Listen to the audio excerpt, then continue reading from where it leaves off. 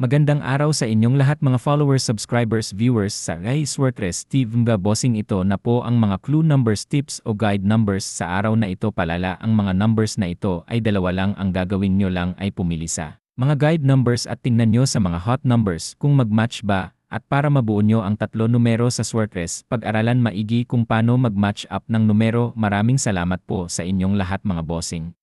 Ang ganda ng araw nyo mga bossing. Ito na po ang mga hot numbers natin sa araw na ito. Palala lang po, may mga kulay ang bawat set ng mga numero. Ang berde at asul ay para sa mga eskalera numbers at ang dilaw ay para sa mga double numbers at ang puti ay para sa S2 numbers. At tandaan nyo bawat numero ay magkaiba ang mga set at kulay ang lalabas. Halimbawa, lalabas ang set ng dilaw sa araw na ito, kinabukasan malaki ang tsansa na kulay berde at asul ang lalabas kinabukasan. Tandaan at pag-aralan nang maagi ang mga set ng numero araw-araw at maari din nyong balikan ang naunang post ng mga numero para sa pagpili ng mga numerong tatayaan. Maraming salamat po.